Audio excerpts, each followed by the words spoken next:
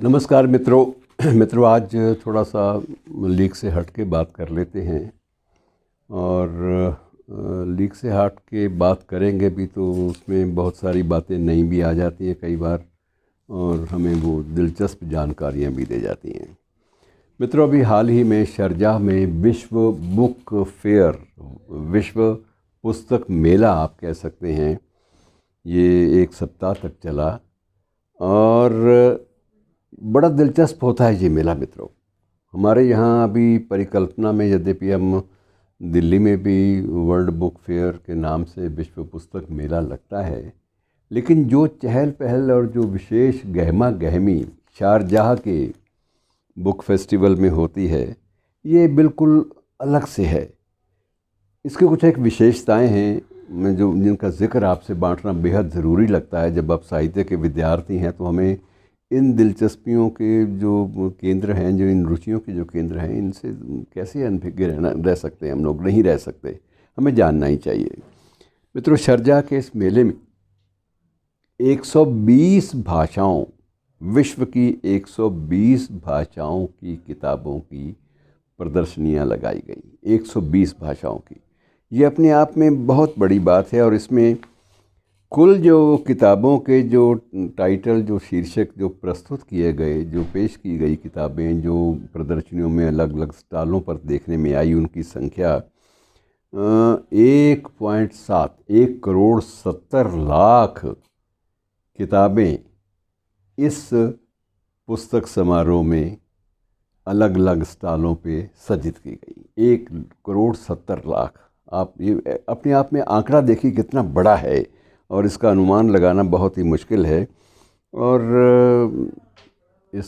हालांकि ये जो शारजाह है, ये ऐसा नहीं है कि ये बहुत बड़ा महानगर है।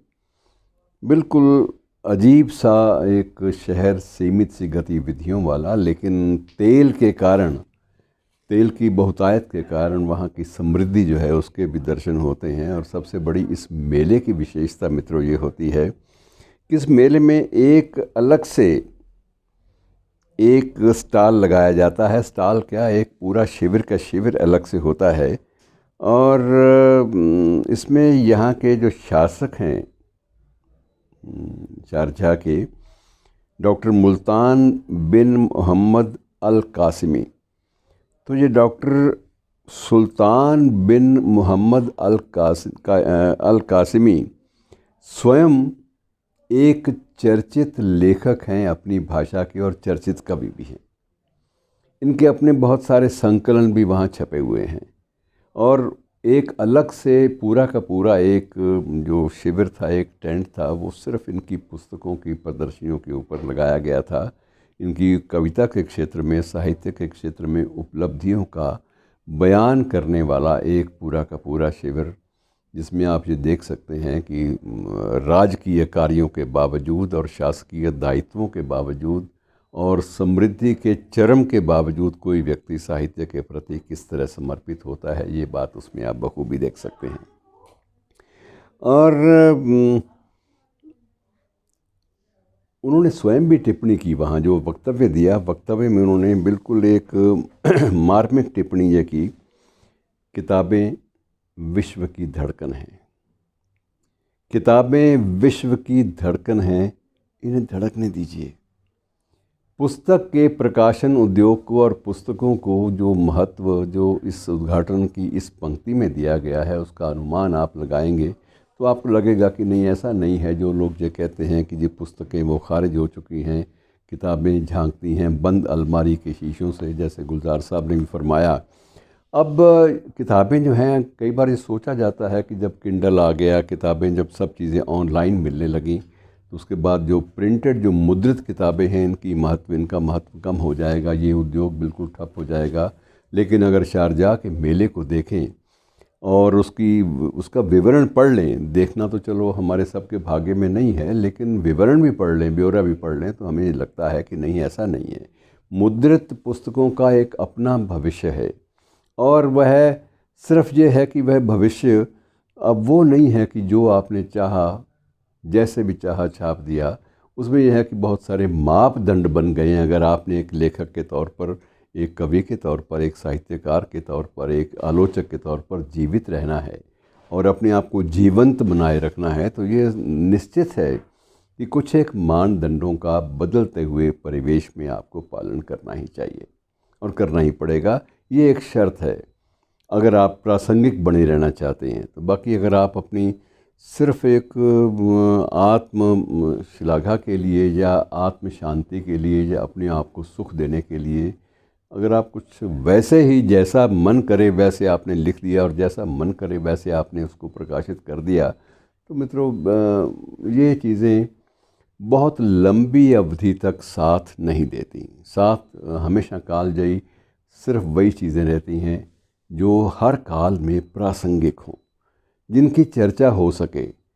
अब छोटी सी बात है, मिर्ज़ा गालिब ले लीजिए, एक पुस्तक, केवल एक पुस्तक, दीवाने गालिब, लेकिन तब भी उनके वक्त में भी लोग उनके दीवाने थे और आज भी दीवानापन कहीं भी कम नहीं हुआ, बल्कि उसी एक ही पुस्तक के माध्यम से गालिब के अलग अलग आयामों, अलग अलग दायरों, अलग अलग कोणों का अध्ययन किया गया और अध्ययन करने के बाद भी सबको लगता है कि नहीं, बहुत ही अभी अधूरापन है, अभी बहुत कुछ है जो इसके बारे में कहा जा सकता है। तो मित्रों, इस तरह से आप ये कालजयी साहित्य इसी को बोलते हैं कि चीज़ें भूलती नहीं हैं। प्रेमचंद का गोदान आप कैसे भूलेंगे?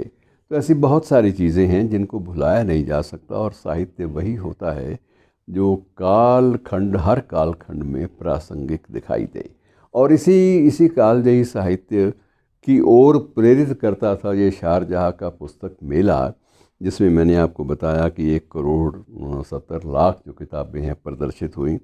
और सबसे अच्छी बात ये थी कि इसका उद्घाटन जो है वो इस वर्ष के नोबेल पुरस्कार विजेता गुरनाह साहब से करवाया गया और गुरनाह को विशेष रूप से आमंत्रित किया गया। ये एक अच्छी बात होती है, सुखद, कि ये कितने बड़े महत्वपूर्ण अंतर्राष्ट्रीय इवेंट, अंतर्राष्ट्रीय समारोह का उद्घाटन का जो श्रेय है वो एक महान ऐसे लेखक को दिया जाए जो हाल ही में चर्चा में रहा है।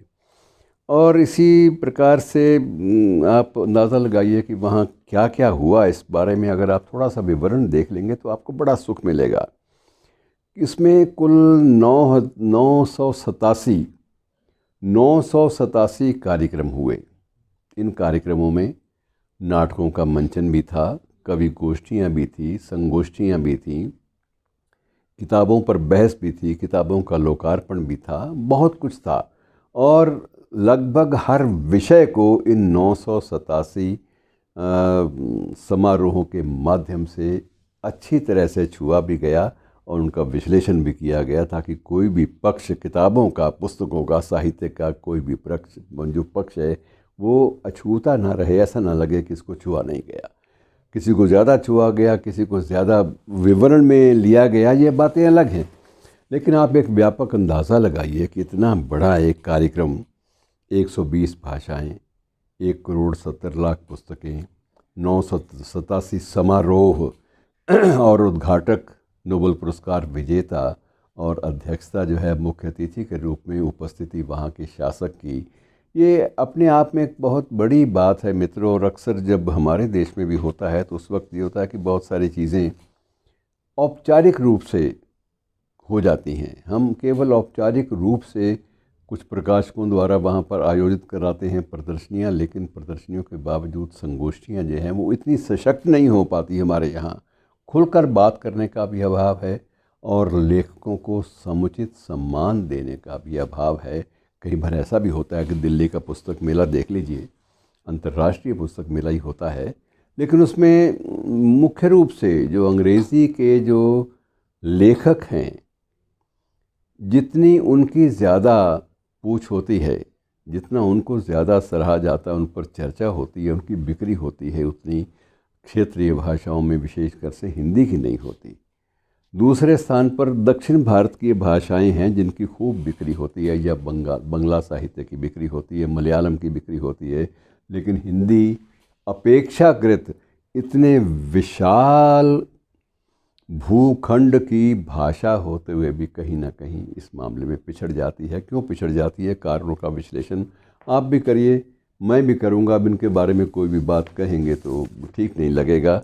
और मैं थोड़ा सा आपको इसी जो मेला है इसी में थोड़ा सा आपको मैं ये भी बताना चाहूँगा कि ऐसा नहीं है कि सिर्फ जो ई सेमिनार हैं वो हम लोग ही कोरोना काल में करते आए हैं। वहाँ पर वर्चुअली ऐसे समारोह भी, आभासी समारोह भी आयोजित किए गए जिनमें दुनिया भर के साहित्यकारों ने दूर दूर से भाग लिया।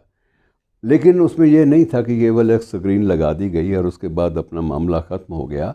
उसमें भागीदारी, उसमें जो उपस्थिति थी वो ऐसे लोगों की थी जो वाकई साहित्य से कोई ना कोई जुड़ाव रखते हैं, जिनका किताबों से रिश्ता है। सिर्फ़ एक सैरगाह के लिए या सिर्फ़ एक घूमने फिरने के लिए लोग नहीं गए थे। यद्यपि ऐसे समारोह का ये मकसद भी था कि पर्यटन की दृष्टि से भी उसको, उस देश को काफ़ी, शारजाह को काफ़ी आय भी हुई। बहुत सारी चीज़ें थी इसके साथ, जो कॉफ़ी के बुक स्टॉल से कॉफ़ी हाउसेस जो थे या आउटलेट थे कॉफ़ी के, दुनिया भर की जो कॉफ़ी की ब्रांड थी उन सब का प्रदर्शन भी हुआ।